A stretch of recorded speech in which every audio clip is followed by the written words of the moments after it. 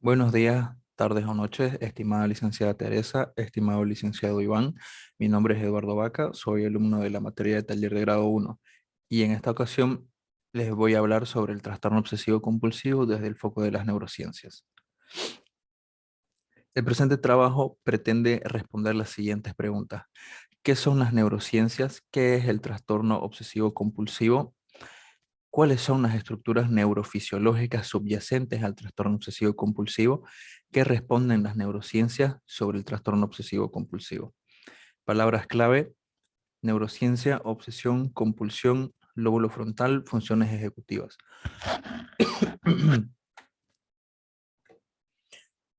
Para entrar en materia del tema presente, cabe dar inicialmente unas definiciones, empezando por la definición de neurociencia, que Bernarcer indica es el estudio del sistema nervioso tanto del ser humano como el resto de animales. Estudia el sistema nervioso en cuanto a sustrato material de conducta y de los aspectos cognitivos, motores o motivacionales que refieren a ella. A modo de síntesis, el autor se refiere a que las neurociencias estudian el comportamiento humano, pero se enfocan mucho en todos los procesos neurofisiológicos que subyacen a la conducta y el comportamiento humano. Luego, la definición de obsesión y compulsión. Estas dos definiciones están ligadas intrínsecamente, ya que en muchos estudios sugieren que no hay compulsión sin obsesión y viceversa. Y hay otros estudios que indican que en menor cantidad hay pacientes que presentan solo obsesión. A lo que Martínez González indica acerca de las obsesiones. Las obsesiones, pensamientos, impulsos o imágenes recurrentes y persistentes que se experimentan como intrusivas e inapropiadas y que generan ansiedad y malestar significativo.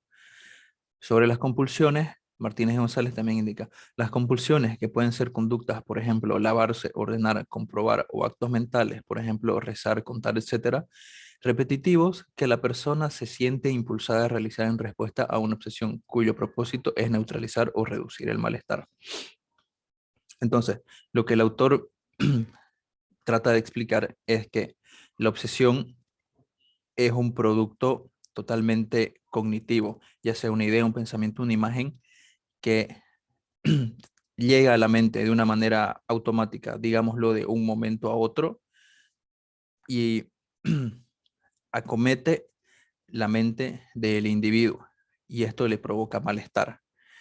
Y la respuesta ante ese malestar es la compulsión, que son actos o acciones mentales que el sujeto realiza para poder reducir el malestar que le provoca la obsesión. Más adelante vamos a profundizar un poco más en estas definiciones. A partir de este punto, lo que se va a tratar de explicar, y también no se pretende llegar a profundizar demasiado en lo que es el trastorno obsesivo compulsivo, sino más que todo el presente trabajo tiene como objetivo hacer una revisión de todas las estructuras neuronales y los procesos fisiológicos que están detrás del trastorno obsesivo compulsivo. Para ello vamos a revisar los síntomas, la heterogeneidad de lo mismo, pero haciendo una ligera revisión, y las causas neurológicas del trastorno obsesivo compulsivo. Pero primero vamos a dar una definición más completa sobre el trastorno obsesivo compulsivo del autor Casco, que indica: el trastorno obsesivo compulsivo se define por la irrupción en la mente de pensamientos recurrentes e incontrolados, e impulso imágenes. Inicialmente se experimentan como intrusivos y sin sentido.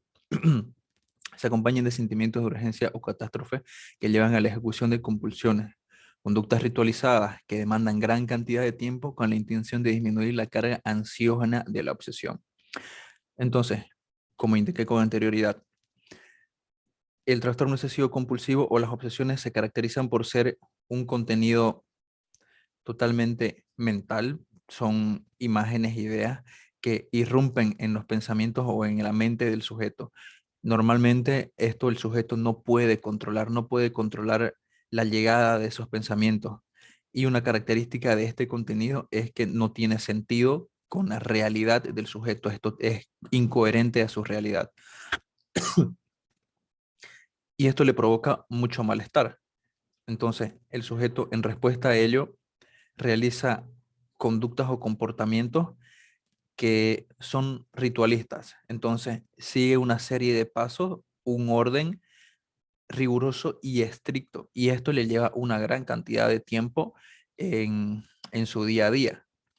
Y esto tiene como objetivo disminuir la carga ansiógena que le provoca la obsesión. Pero una característica de estas conductas ritualizadas es que, perdón, una de las características principales es que estas conductas toman demasiado tiempo al sujeto.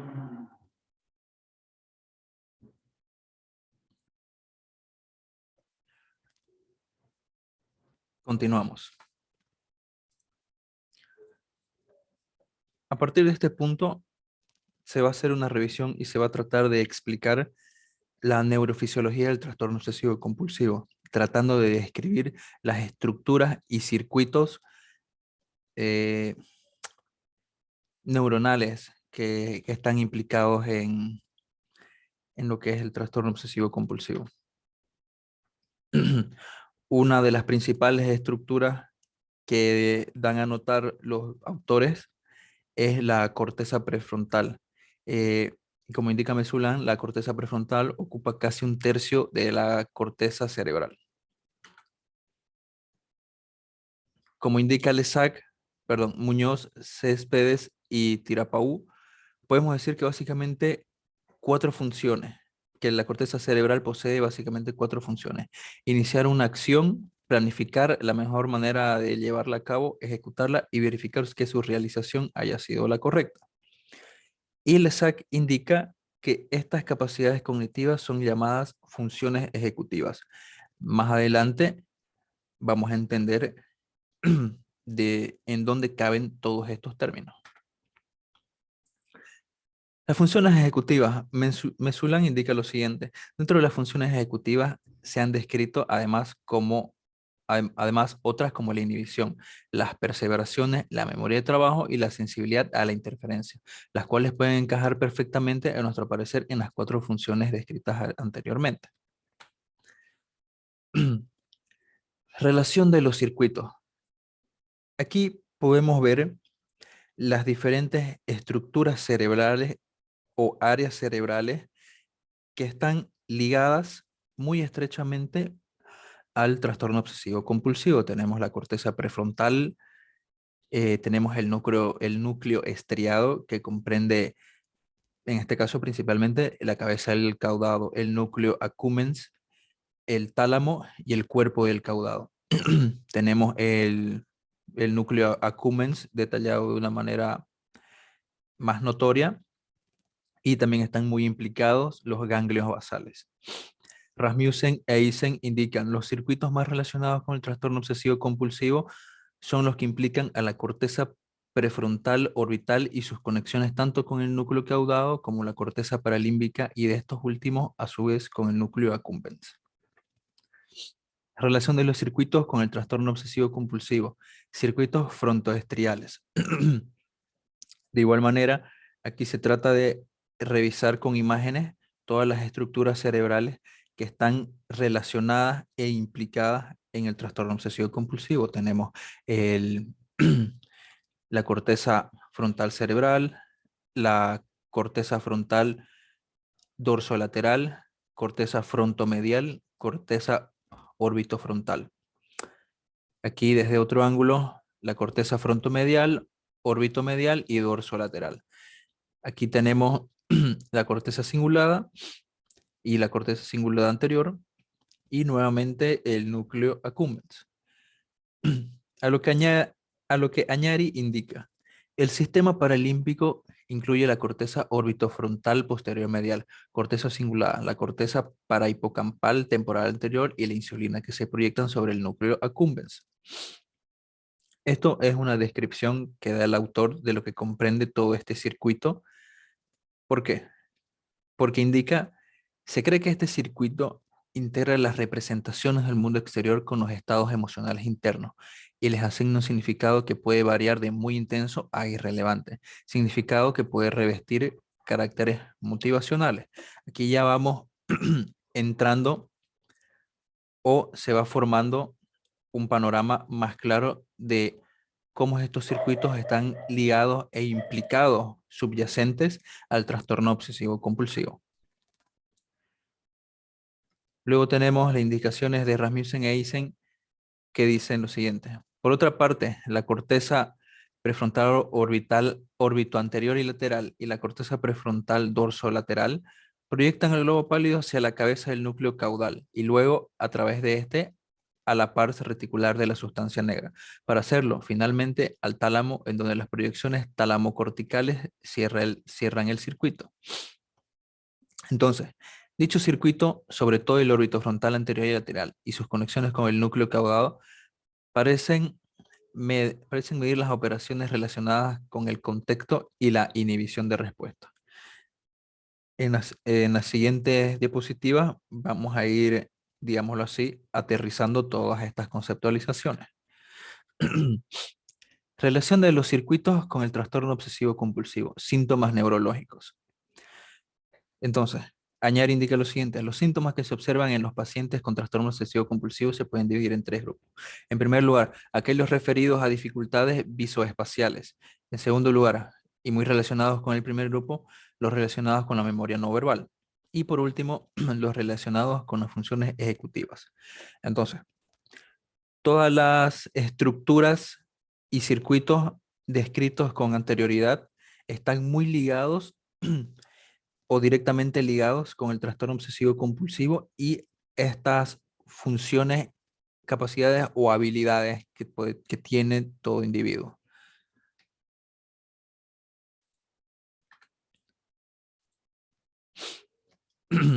Continuando. Añade indica, las dificultades visoespaciales se observan sobre todo en la integración del estímulo y en la habilidad para manipular figuras en tercera dimensión. La mejor aproximación indica que habría dificultades en captar la globalidad del estímulo. En otras palabras, los pacientes con trastorno obsesivo compulsivo se centrarían en los detalles y descuidarían la percepción global del estímulo. Entonces, aquí ya tenemos una descripción ya mucho más clara y más ligada a lo que son las obsesiones. ¿Por qué? Cuando un contenido obsesivo acomete en la mente del sujeto, podemos dar un ejemplo. El sujeto está dibujando una página con cuadrículas. Entonces, el sujeto pierde la atención de manera global y empieza a centrarse cuadrícula por cuadrícula y que cada cuadrícula debe estar perfectamente alineada y los ángulos deben estar perfectamente de 90 grados cada cuadrícula.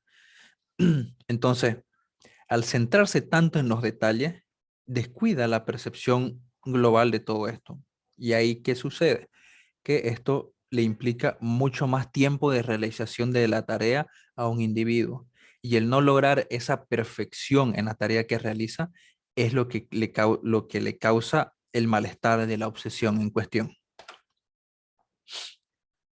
Savage indica, vinculado con las dificultades visoespaciales y visoconstructivas, encontramos el déficit en memoria no verbal o visual, íntimamente ligado al procesamiento visoespacial.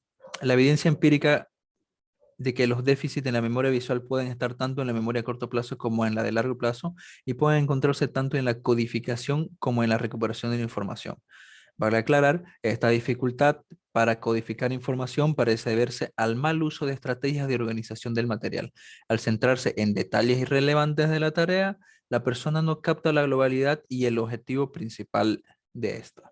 Entonces, como indicaba, es una característica del trastorno obsesivo compulsivo como de las obsesiones, el que la persona pierda el foco o la visión global de una tarea que está realizando, como tanto del objetivo de esta, y empieza a centrarse tan minuciosamente, tan a detalle y tan exhaustivamente de pequeñas cosas y detalles irrelevantes de una tarea que empieza a tomarle tiempo, empieza a causarle malestar.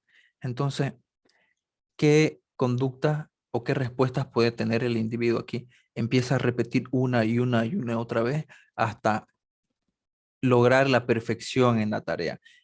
Pero esto nunca va a ser suficiente para el individuo porque siempre va a seguir encontrando detalles que no son de su conformidad. Continuando, el tercer grupo de síntomas en el trastorno obsesivo-compulsivo están referidos a las funciones ejecutivas. Estas implican una serie de procesos cognitivos necesarios para que la conducta del sujeto sea eficaz y adaptativa en el medio en que se desenvuelve de acuerdo con las demandas del contexto. La evidencia en neuroimagen indica una sobreactivación de los circuitos orbitofrontales, que son gran parte de todas las áreas y estructuras cerebrales que vimos con anterioridad, y la respuesta de inhibición es otro proceso ejecutivo estudiado. En este tipo de tareas el sujeto tiene que inhibir o evitar que una respuesta prepotente surja cuando las demandas de la tarea han cambiado o el contexto lo exige. Entonces, se hablaba de que las compulsiones, y eso fue algo que se me pasó a mencionar, una característica de las compulsiones es que este tipo de respuestas o estas conductas en su mayoría siempre son inadecuadas e inadaptadas, pero el sujeto no puede inhibir estas respuestas, lo que significa bloquear estas respuestas, y vienen a ser respuestas prepotentes que surgen cuando el contexto en el que está el sujeto cambia repentinamente o cuando el sujeto, digámoslo, no está preparado para un cambio que ocurre repentinamente. O también cuando se le presenta una tarea que demanda cierto grado de exigencia y el sujeto no puede llevarlas a cabo, entonces esa demanda sobrepasa al individuo.